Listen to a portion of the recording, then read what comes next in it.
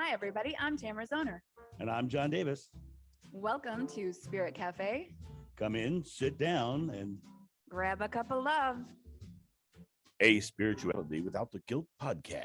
Well, hello, everyone, and welcome to Spirit Cafe. I am very, very excited today, as is my co-host, Tamara. We have a guest that we've been so excited to talk to for quite some time. We both have read his new book and are really excited to talk about his new book, The God Solution. But before I bring him in, I have to bring in the lady of love herself, my comrade of compassion, the heroine of happiness, the lovely and the powerful Miss Tamara Zoner. Good afternoon, Miss Tamara Zoner. How are you today? Hello, John. I'm wonderful and also very excited about today's guest. Yes, me too. Very, very excited. As you and I have talked about our guest before and the influences of his books on our lives. And so I'm not going to waste any more time. I'm going to go ahead and bring this guy in here. Ladies and gentlemen, it is our distinct pleasure to introduce you, Mr. Neil Donald Walsh. Hello, Neil. How are you today? You know, I'm wonderful. Thank you for asking, and thank you for having me as your guest today. It's really sweet to be here with you. Where are you guys? Where are you now, John? I am in Akron, Ohio. Okay, and Tamara is in? I am in the Metro Detroit area of Michigan. I gave one of my very first lectures in what we used to laughingly call the Church of What's Happening Now.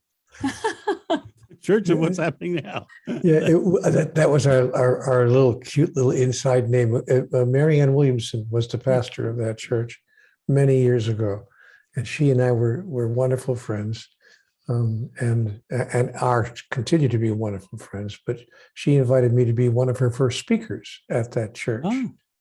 So, but I called it the Church of What's Happening Now in Detroit. I always tell a funny story about Mary Ann, which I'll save until the end of our program because it's scandalous. It's scandalous, huh? Yeah. Well, Neil, Neil, it's about the morning that I spent in bed with her. Ixnay on the Ed Bay. I thought this was a cup of love. I thought this was. I mean, that kind of love. Cup, not a bed of love, a cup of love. Oh, okay. Well, Neil, as I said to you before the show, you have been influential in both Tamara's and my life. That for your first book, the Conversation with God, was huge for me, and I have read everything that you've written ever since. But the God Solution was one I hadn't read yet, and I recently took a trip to Portland for a speech and got the audiobook, which I have to say that hearing you read it to me was spectacular, because it was like first of all, I didn't have to think; I just could listen to you. But secondly, it made the trip go quick. And as I listened to that book and listened to what you were saying, I was like, this is the stuff that I've thought for years, and it just kind of resonates so well with me. I think you've tapped into something that's a common truth or a universal truth, and I think that I'm really excited to hear you talk about that today. Well, I'm excited to talk about it too, John, because I think it's a solution, which is why I called it the God Solution. I think it's a solution to the challenges and the problems that are being faced by our entire species all across the planet. And it offers theologically a revolutionary solution, not just a simple solution. It might seem simple on the surface when I just talk about it. But beneath the surface, we see, I see, this is not as simple as it sounds, because if it were that simple, we would have done it several thousand years ago. Right. So, and the solution, I believe, and I won't get too deeply into it until you ask me questions, but just to lay the groundwork, the solution in my world, in my mind, is to simply create a new definition of God. And let me just add one thing to that before we get, as I said, deeply into it. Guys, I think what's going on the planet is that people are, those of us who believe in God. Oh, and by the way, surveys show that 8 out of 10 people believe in God. Anthropologists over the past 6 or 8 years have been asking a single question in every nation on the planet. They've just gone around. They want to just get an update on what's going on with people. So they ask people in every country of the world, took about 5 or 6 years to complete the survey.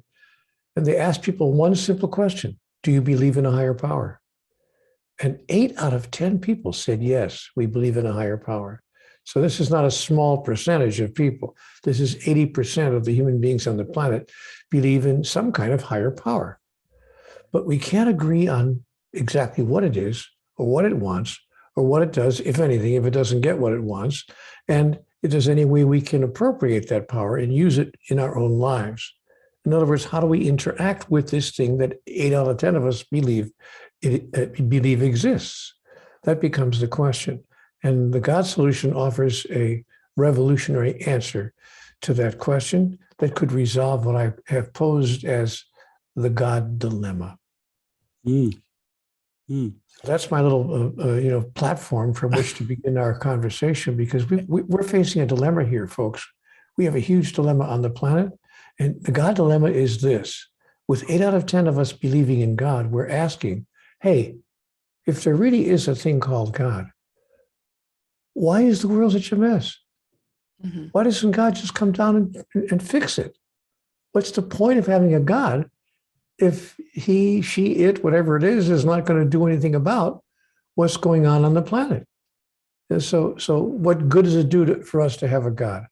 And this book addresses that question directly. And that's why I think it's a powerful piece of writing and a powerful piece of information that could really change our planet. And I have to tell you, Tamara, I love your hair. Oh, thank you. It's beautiful. And I can't say the same thing for John. That's not a bald head. That's a solar panel for a love machine.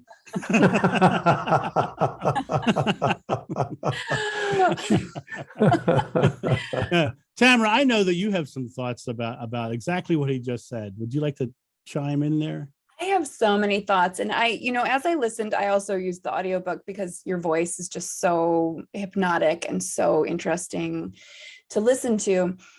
And as I listened to it, John and I talk about this stuff every week. And ultimately, we're the choir. I think I can speak for both of us saying that we absolutely also define God as pure love. And we've, when we started this podcast just over a year ago, we were talking about God, the universe, source, whatever. And eventually we started going, the yada, yada, like whatever you call it is what it is.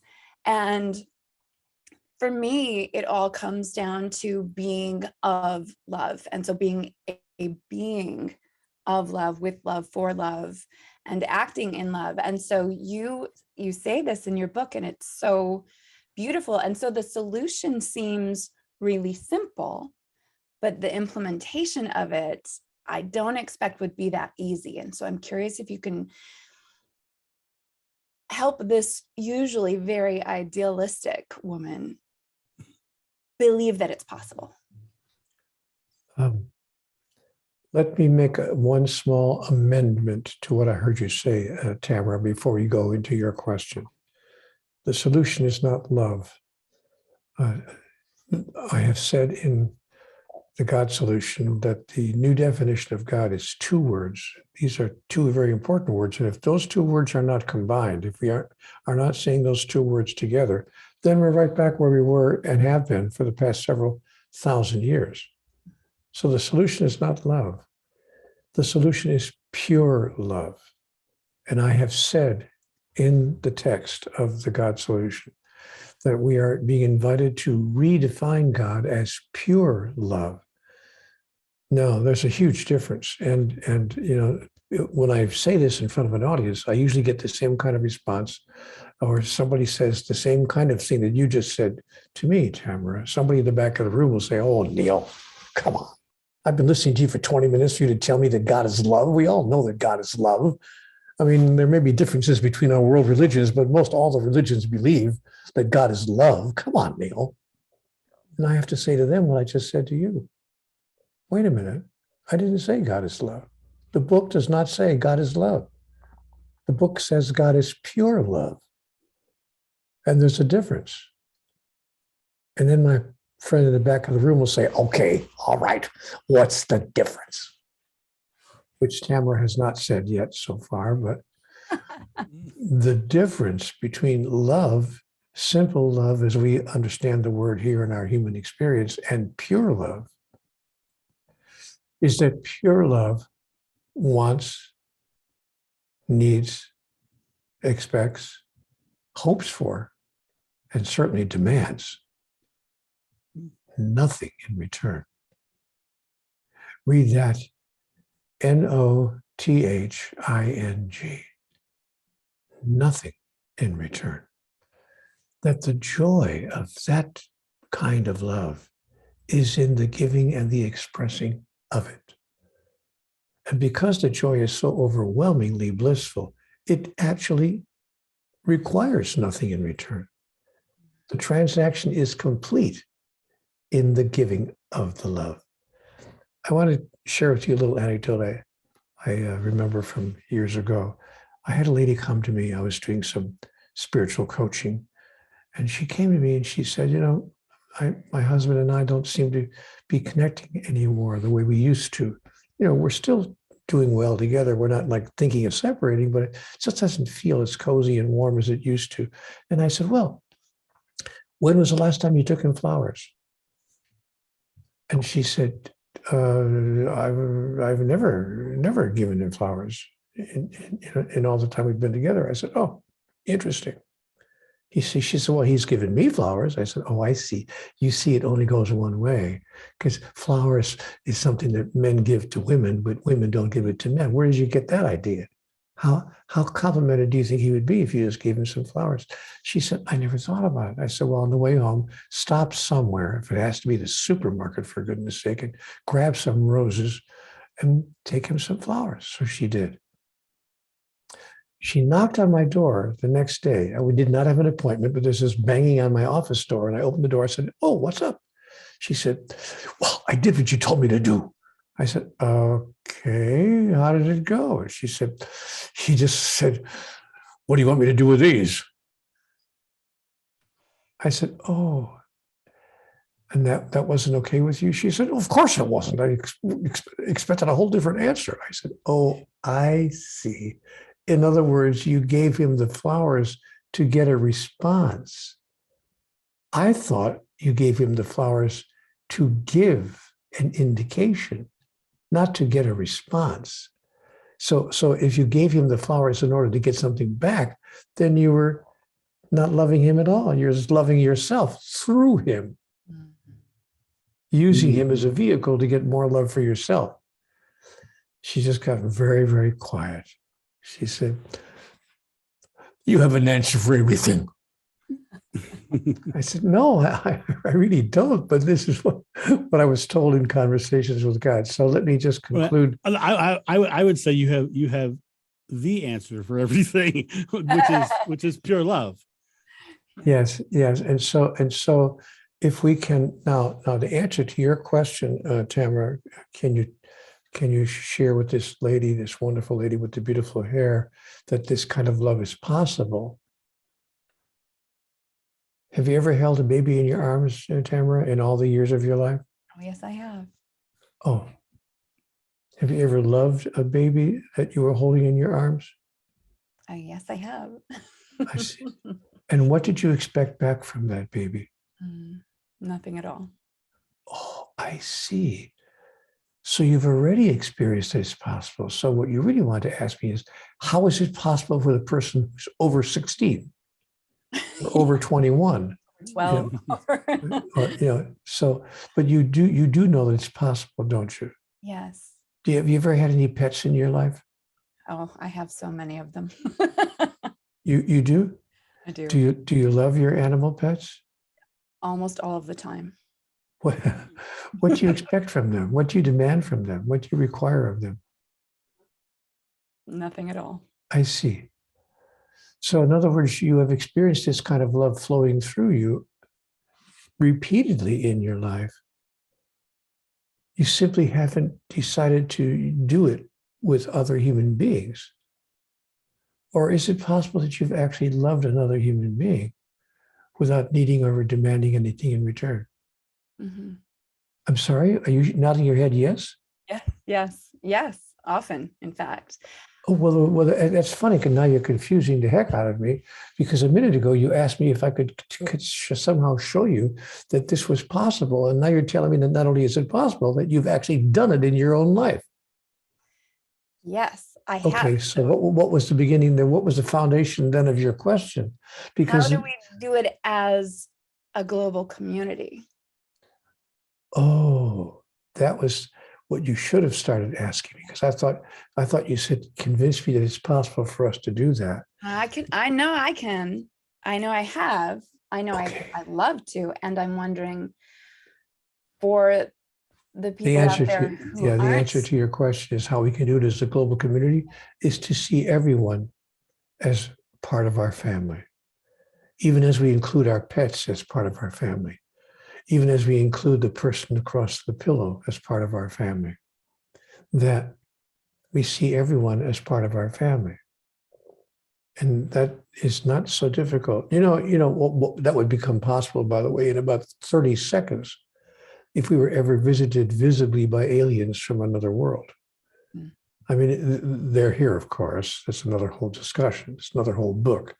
But if they allow themselves to be known and to be seen as that, if it became apparent, oh, we have visitors from other planets, and if we held a thought that the visitors were not necessarily seeking to be beneficial, but that they might even do harm to us, if we had that kind of a thought, you'd see how fast the human race would come together and become members and see themselves as members of the same family.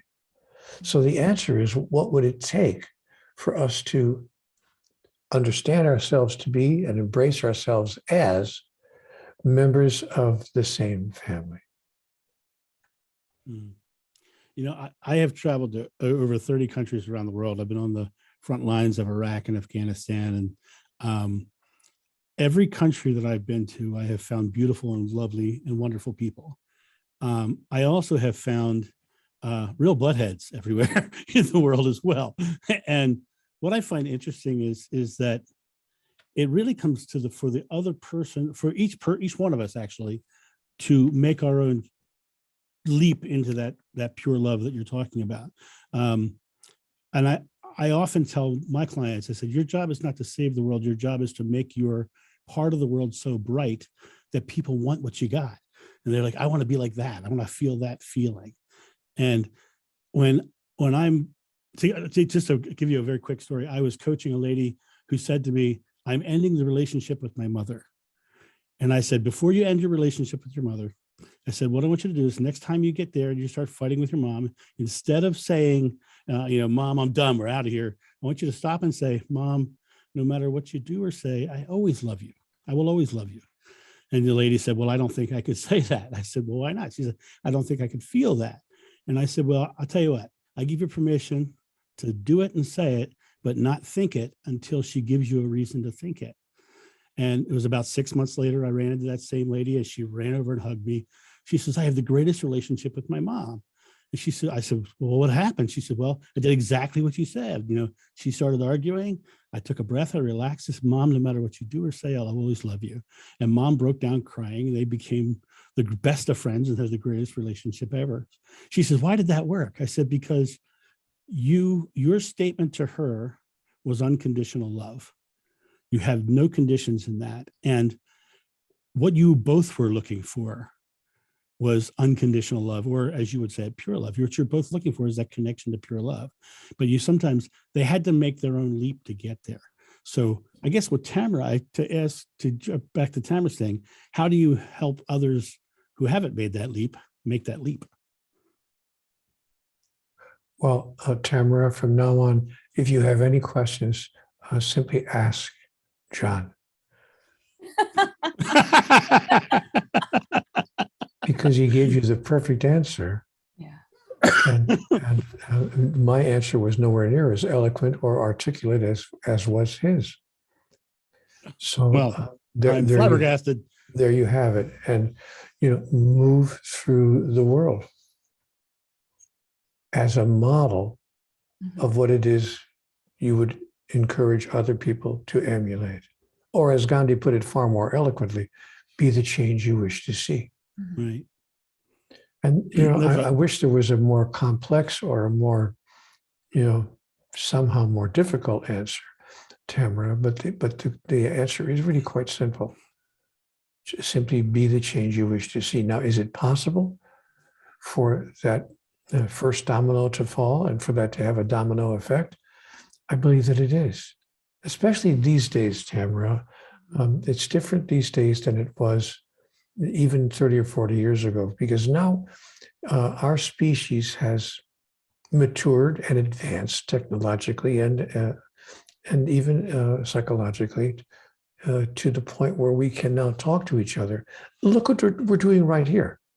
This kind of technology that we're employing right in this moment was not even possible 10 years ago. Nobody could even dream of this kind of an interaction. So now we have a way of interacting with each other that we did not have 10 or 15 years ago. And it is now possible for people like you, Tamara, like John, and myself, and for those of us who have these ideas, to begin to share them with others and to spread them like wildfire. And we can cause that first domino to fall.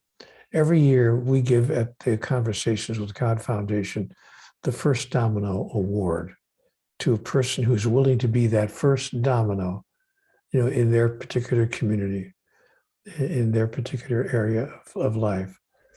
And so I invite you, Tamara, to answer your own question by deciding to be the first domino. And that'll be the answer to your question. And you will touch, and by the way, sociologists, going back again to where I was a minute ago about sociologists, they've been telling us now for a while that the average person will touch over 150,000 individuals in their lifetime.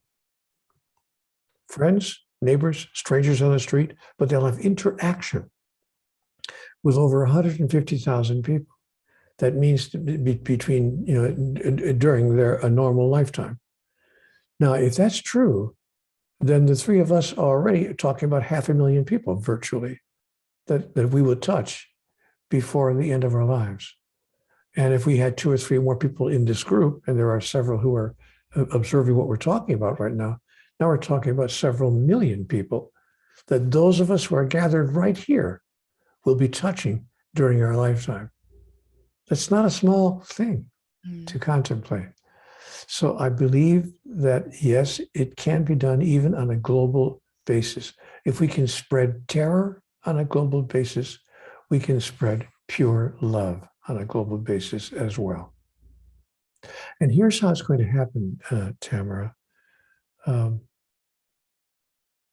Imitation. See, one thing that human beings love to do is to imitate each other. We love to, and we do it, by the way, rather quickly. A catchphrase, for instance, will catch on.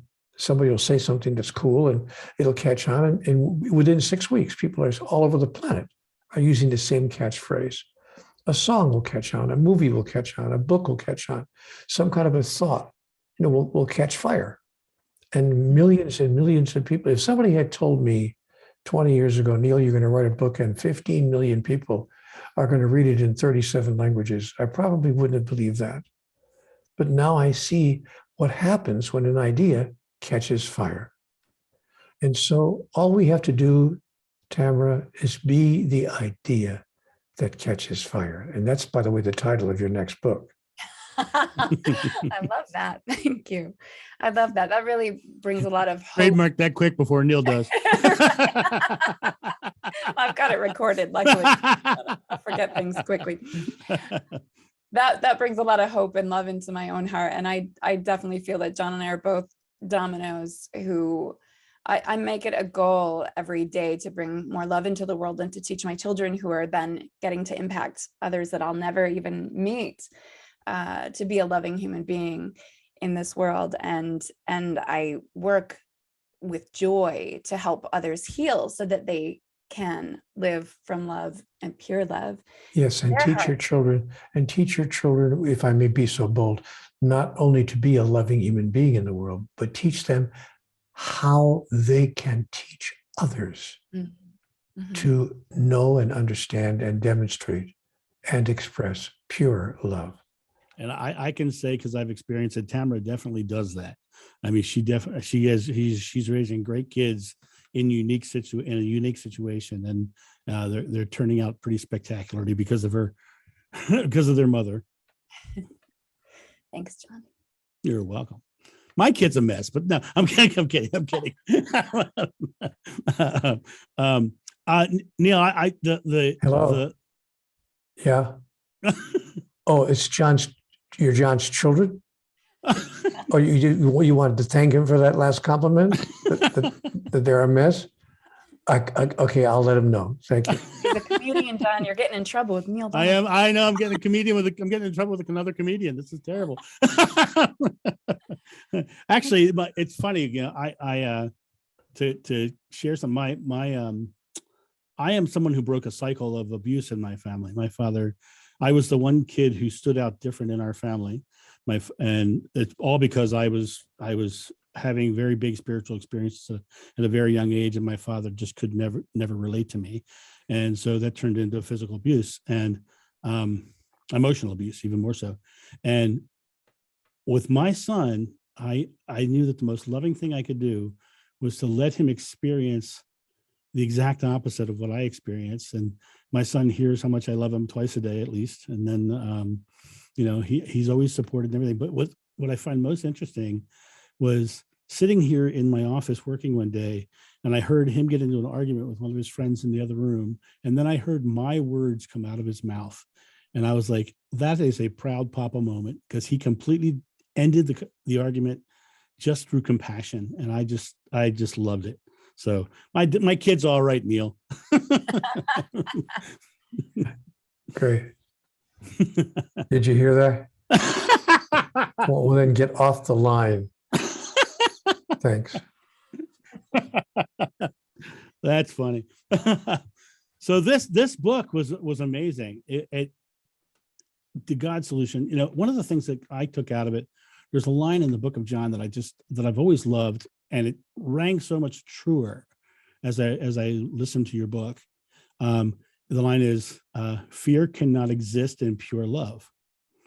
And that line, fear cannot exist in pure love, to me makes perfect sense, because I think one of the issues that we kind of touched on earlier was, and your book touches on, is there's so many different schools of thought and they all have kind of a fear of being wrong. And so it kind of creates an issue where they want their way to be the right way, when in reality, it's much more simple, as you said. And I believe it is much more simple. I believe that God is a feeling and not a thinking. And when you come to that space of the fears that they're going through, I truly believe that when you show pure love, when you show unconditional love, and you don't judge them for their beliefs at all, you are more likely to have them listen and hear you.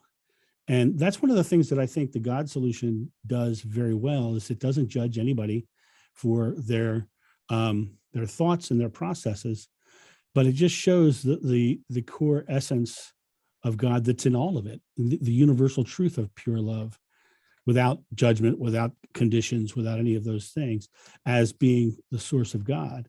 And it makes the phrase "God is love" a much more, in the book of John says that God is love, makes it much more unique when you add the word pure to it, and more complete, I think. Mm-hmm.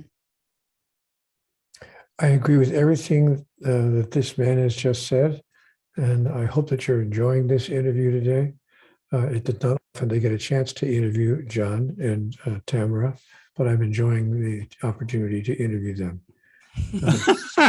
Am I talking too much? Am I talking Oh, too much? no. I want to hear everything you have to say. Obviously, everything I'm saying is totally in agreement with you. It's with what you're saying, and well, that's why I want to hear everything you have to say. I appreciate you. You were such a big If you didn't agree with me, I'd be out of here. That's the essence of pure love.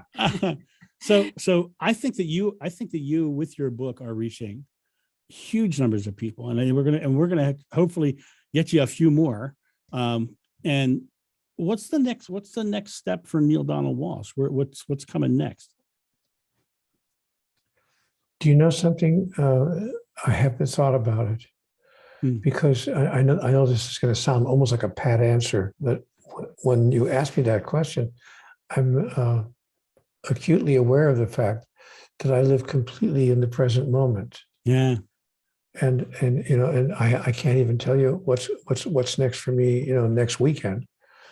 Well, that's not entirely true. I know I have an online e-treat next weekend, this coming weekend, on the 10 illusions of humans, but I really don't have a next thing for me that I want to do.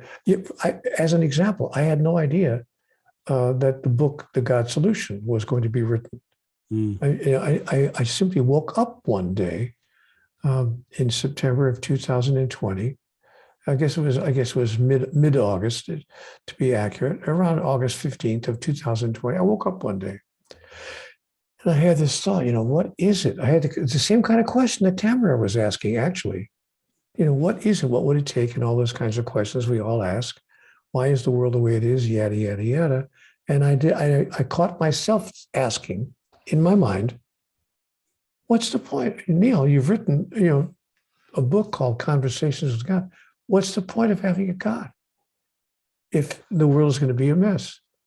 And my mind clicked and went, start writing that thought out. Let that thought come through and let yourself know the answer. So I raced to a keyboard, which I've learned to do in my years as a writer, which is how I've come to write, not bragging, just saying, 39 books. Wow. And that's how all of them published, I might add. Did not realize it was that many. That's amazing. Yeah, because when I get that feeling that a breakthrough is occurring, I put my hands on the keyboard immediately. And even though I don't have any idea, not only do I not know what's next in my life, I don't even know what's next in the next paragraph. I just let it come right through. And that book came through that way. And it was written in about 5 weeks, 4.5 or 5 weeks.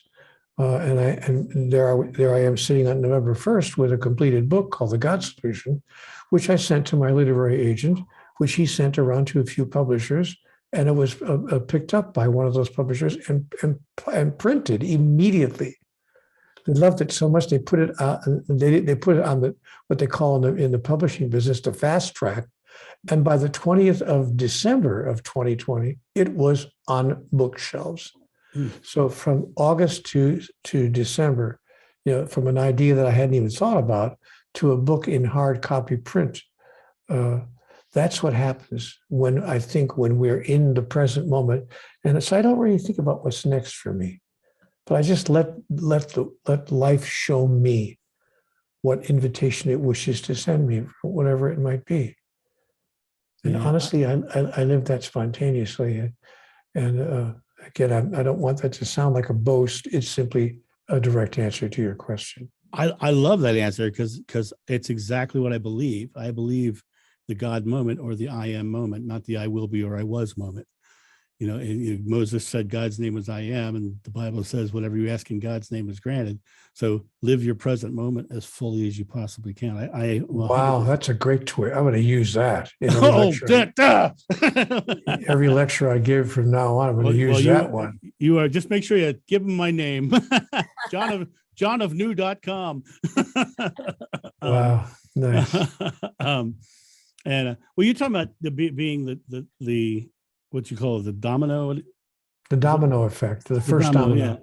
Yeah. When I came, I was out speaking, doing spiritual speaking at the ARE and several metaphysical centers all over the country many years ago. There's a book written about me a long time ago, and I stopped doing the work because everyone kept getting trapped into the story of my past life as opposed to what I was trying to teach. And what you're teaching now is exactly what I was hoping would come out to the world eventually.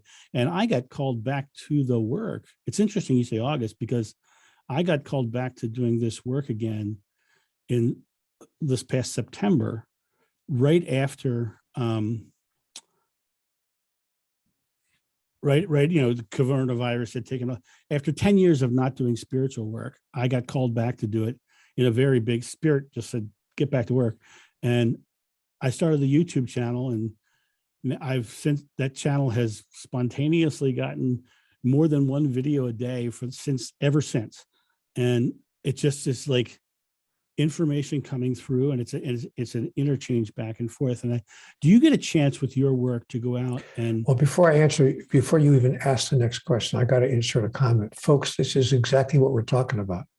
What John has just described right now is exactly what you're talking about, what we are all talking about. And what I don't want all of you who are maybe watching or listening to this program to think that, oh, it's only a few special people. It's, John's an interesting guy, or Neale wrote a book, or Tamara is drop dead gorgeous, or whatever it is that makes us, that we're special.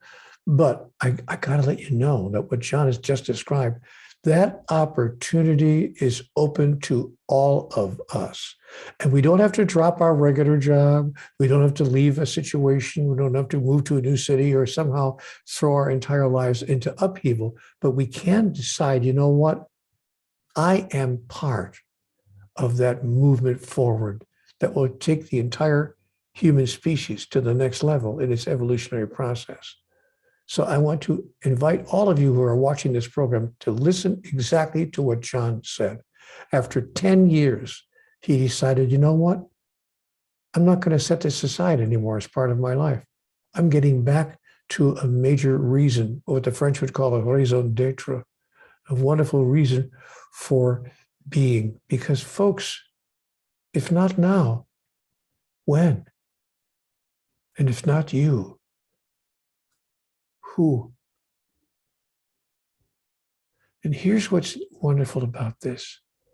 It's when people like Tamara and John share their message, share this message, not their message, because there's only one message. Mm. When they share this message of pure love with you, we can hear them because they're not, they're not walking on water. They're not somehow hugely different from any of the rest of us. They're ordinary human beings saying extraordinary things and sharing wonderful truth. So listen carefully to what these two extraordinary people have to say, because we're all extraordinary. Mm-hmm. The only difference is they know it. My gosh, Neil, you just said something that I say in speeches about Jesus. I call him Joshua ben Joseph, but he said, "I am the Son of God. You are the children of God. The only difference is one of them claimed it." Because a son is a child. It's the same exact thing. And he said something else as well to his followers. He looked at them and he said, "Why are you so amazed? These things and more shall you do also." Mm-hmm.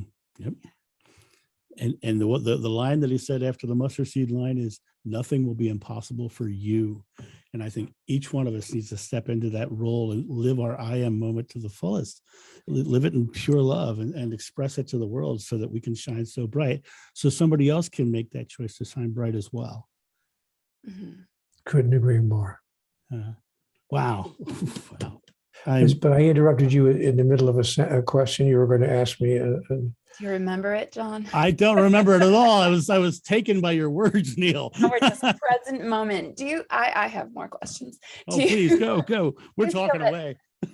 So, what I'm feeling in the energy of the three of us is that when we act in the present moment and we don't pay attention or question the inspiration and we simply do it, that is, John, what you call that I am moment. And Neil, if I may call you Neil, is that what more of us need to do then, to simply be willing to listen to that voice that we know isn't ours, but is all that is, that voice of pure love pushing us to really be human beings connected together? Is that what we need to do? Just everyone let down all the walls that we build up, which is, I think, the work John and I both try to do, is to help people break down their old patterns from childhood and potentially difficult young adulthood or adulthood, and say, hey, come back to source, come back to knowing that you're loved. People don't know anymore that they are pure love themselves, and they don't remember how to receive it. What would you say to that? I would say that that's not, to use your word that you used twice, it's not what people need to do. It's what people are invited to do. And there's a huge difference in the energetic. Yeah. So what we are invited to do is come from a place of knowing who we really are. And let me offer a tool that can help people with that. Very few people that I've talked to over the past 25 years have ever sat down and asked themselves what I call the four fundamental questions of life, life's four fundamental questions. So I'm going to invite all of you to write these down and then ask and answer them every morning of your life. Each morning, when I see myself in the mirror for the first time, I ask myself these questions. I've actually got them written on my mirror in magic marker to remind myself to ask myself these questions. When I look at myself in the mirror for the first time in the morning, here are the four fundamental questions of life. Number one, who am I? Number two, where am I? Number three, why am I where I am? And number four, what do I intend to do about that? Now, I want to revert back to question number one to give our viewers and listeners a chance to ponder that question. Many, many, many people go their entire lives without ever asking themselves in a serious, deeply exploratory way, who am I? I mean, really, who am I? Am I just a physical entity, like a bird in the sky or a fish in the sea? More complex, perhaps, fair enough, but largely just a chemical creature. I'm born, I live, I die, and that's the beginning and the end of it.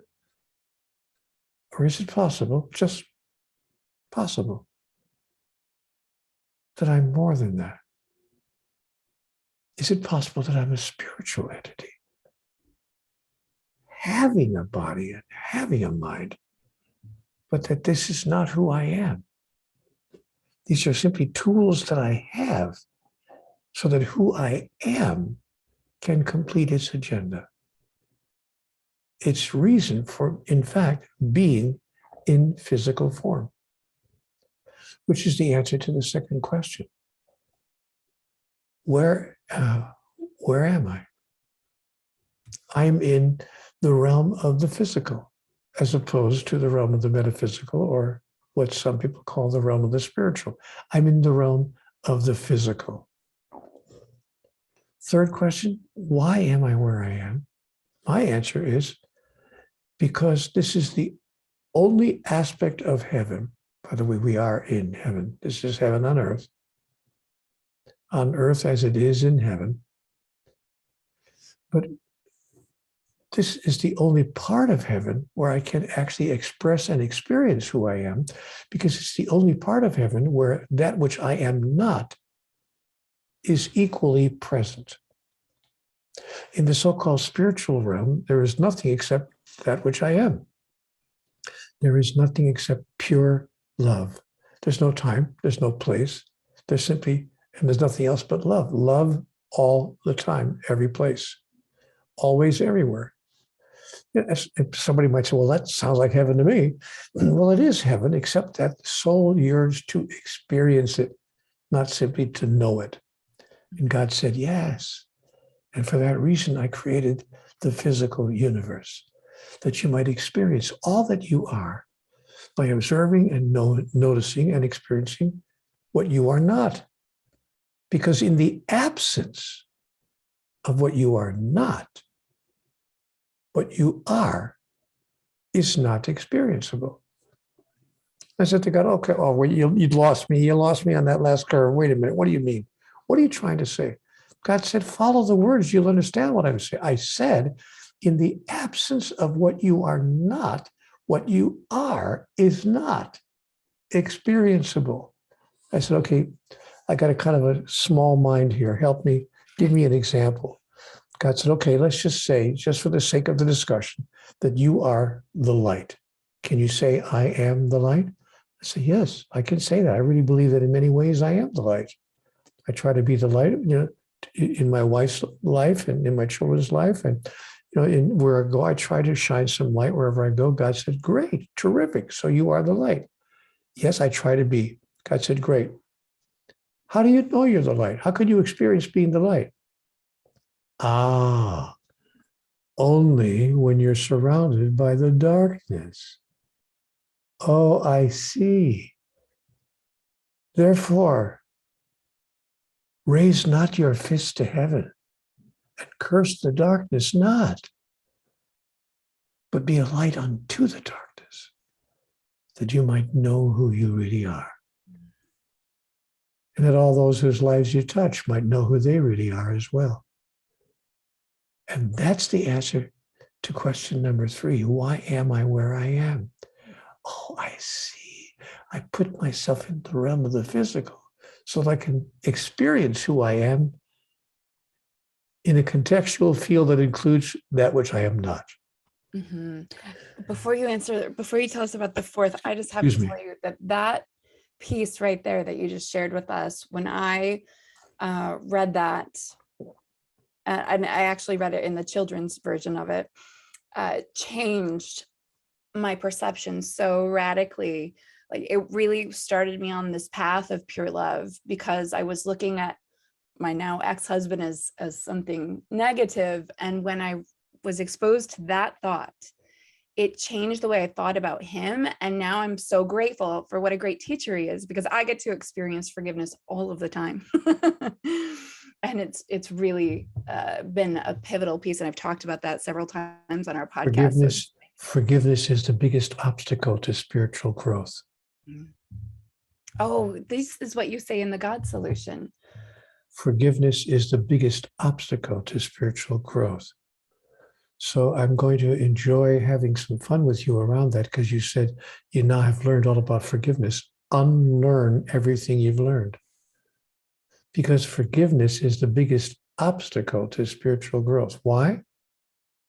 Because in order for you to imagine that you have a need or a right or a proclivity to forgive someone, in that moment you've forgotten who you really are. God forgives you for nothing.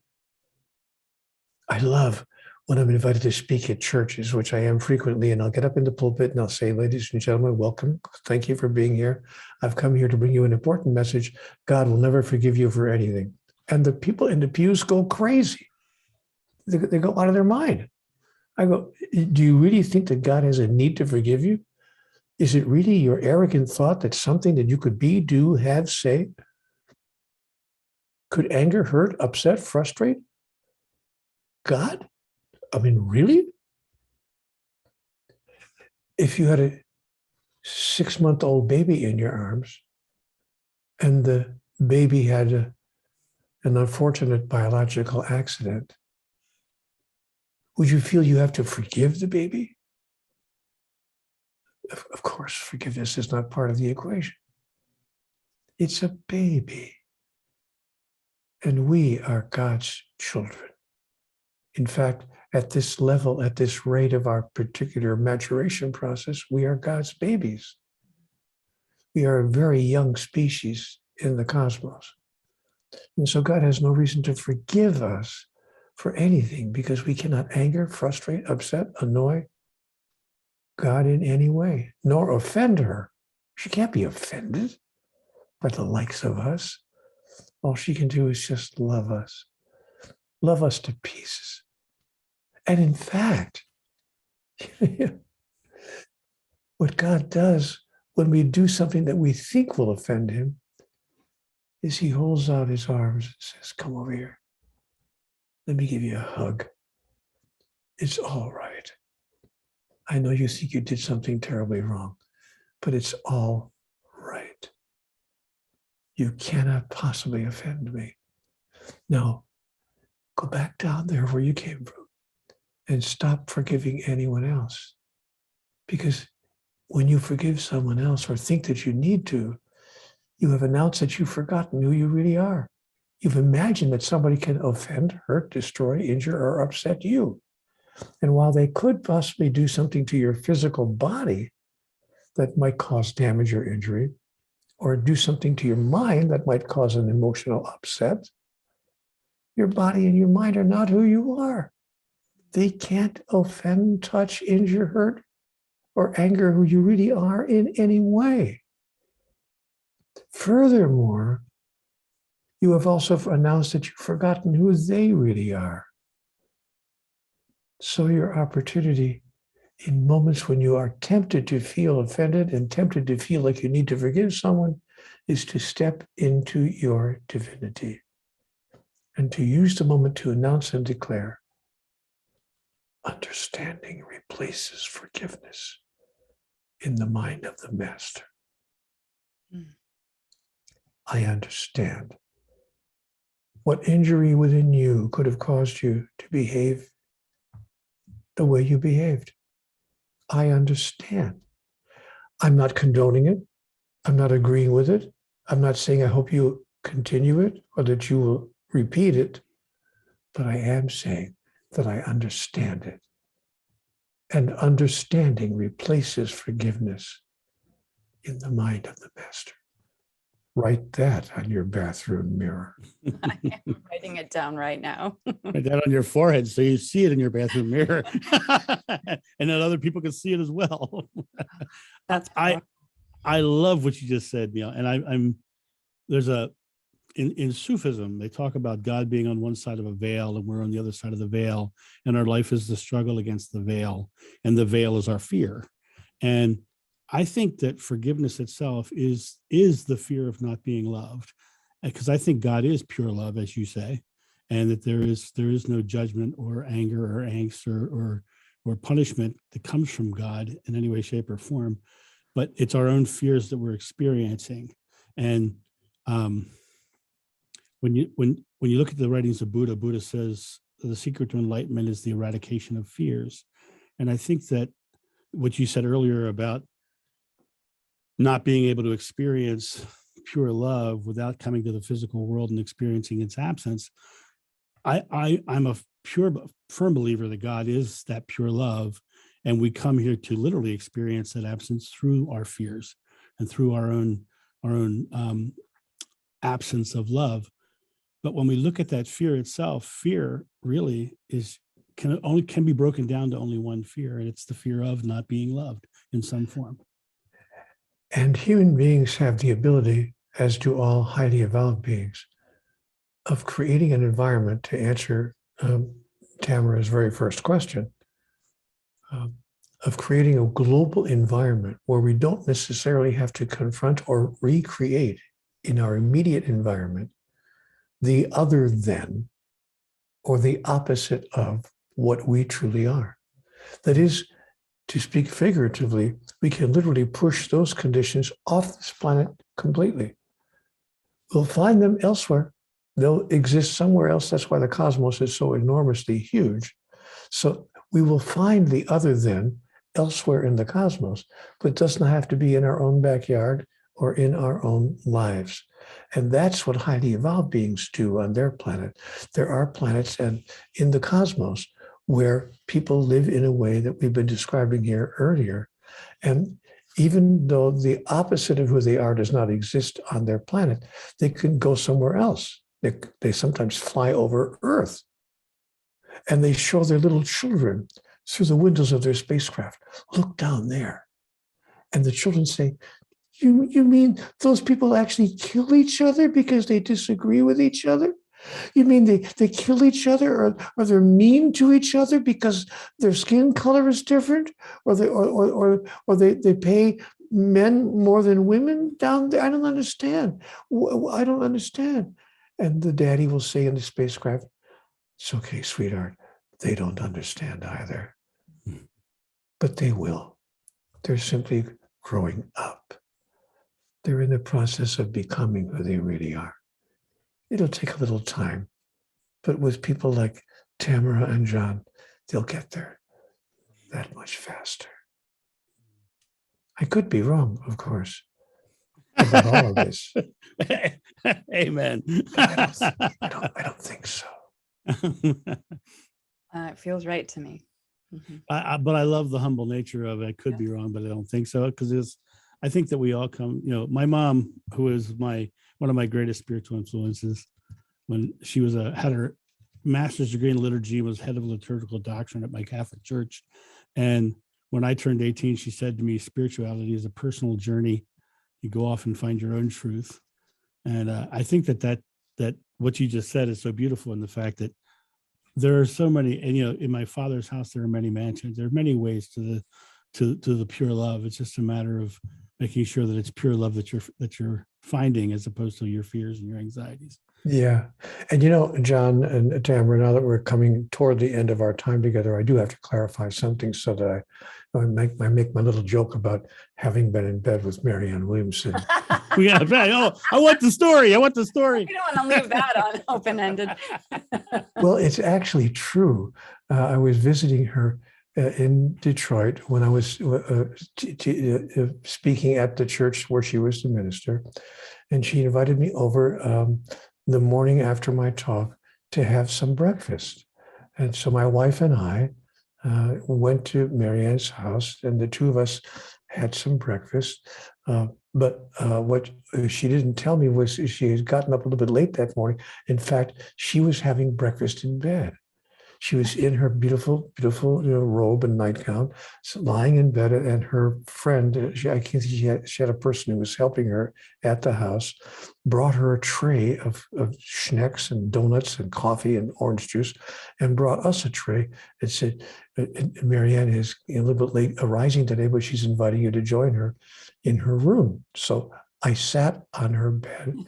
My wife and I sat on her bed, and we had breakfast. You added the wife to this part of the story, yeah? This is no fun telling the story if it's going to give you the punchline. I did have breakfast in bed with Marianne Williamson, and she. Whenever I tell that story, I've been telling it now for 25 years. She goes, "Neil, stop it." You should say I had breakfast in bed with Marianne and another woman. Yes, that's right. I should have. There you are. But you know what? Marianne Williamson is having said all of that, one of the wisest, most insightful, compassionate, deeply caring human beings I've ever known in my life. I've known Marianne on a very personal level now for 25 years. Wow. What a gift to be a personal close friend to someone like that. Talk about the first domino. So I feel that I can tell a little bit of a joke, and Marianne will just have to put up with me. Well, there you go. Well, Neil, it has been such an absolute pleasure and an honor to have you here today. What is, I'm sure people can find you very easily, but what is the way you prefer them to find you? As a most extraordinary human being they ever met. Okay. How about online? I thought that's how I find you, Neil. Oh, no, I also find you on the internet at cwgconnect.com. Okay. cwgconnect.com, where people can connect with me and with the message if it serves them to do so. But before you go, you have to ask me the ultimate closing question. What is the most important message in all of the 39 Conversations with God books? Okay. What is the most important message in all the 39 books? Strange you should ask. It's been gnawing at me the entire time.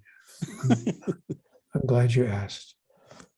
Because I said to God when I was having my first interchange with her, I was having a terrible time in my life, living on the sidewalk, just got off of a year living on the sidewalk, living on the street and begging people for quarters and dimes and dollars. And I was not a young man. I was, in my late 40s. And so I said to God one morning, what does it take to make life work? I don't understand. Obviously, there's something I don't fully understand here, the understanding of which would change everything. What is it? What does it take to make life work? And God did give me an answer, which in my life has been the most impactful answer out of 3,000 plus pages of dialogue. She said, Neil, it's really very simple. It's very easy. Your life is not about you. It has nothing to do with you. Your life is about everyone whose life you touch and the way in which you touch it. But when you understand that, your life will work, and then you'll discover that in the largest sense, your life is about you, because guess what? There's nobody else but you. We are all one. And that changed my life. I can totally see why. Oh, absolutely beautiful. Well, Tamara, thank you again, Neil. And Tamara, you want to say anything before we head out of this thing? Thank you so much, Neil. This was profound and really beautiful. And I'm so grateful that our little podcast got to have this conversation with you. We are very excited to share it with our listeners and viewers. Tamara, how old are you? Ooh, I am 47. No fair. You get to be 47 and look like you're 22. I know, isn't it terrible? Isn't it terrible? I'm sorry. That's not okay with me. I'm 26. Look at me. Thank you guys. Thank you both of you. And of course, Tamara, I don't want you to think that I'm throwing roses at your physical beauty. It's clear and obvious to anyone who listens to you that you're obviously as beautiful, if not more beautiful, on the inside as well. Thank you very much. I Beautiful believe that people. our outer package expresses our inner. Yeah, bingo. There you are. Amen. That's exactly my experience as well. Well, thanks, Tamara, guys. I've enjoyed being here with you. What? Thank you. No, you say what you want to say, sir. No, I'm just saying I've enjoyed being here with you, and I appreciate very much the opportunity to have done so. It was absolutely lovely. Tamara, you want to take us out of this puppy? I do. Listeners, viewers, I expect you'll have some comments for this one. We cannot wait to hear those and read those. And thank you so much for sharing your time with us. Thank you, Neil Donald Walsh. This has been an absolute bucket list marked off now. Thank you, John, as always, for your wisdom. And we cannot wait to talk to you again next week. Bye. Thank you for joining us at Spirit Cafe, a place where you can safely explore your spirituality without the guilt or dogma of religion. Please leave all comments on the Spirit Cafe podcast Facebook page or beneath our videos on YouTube.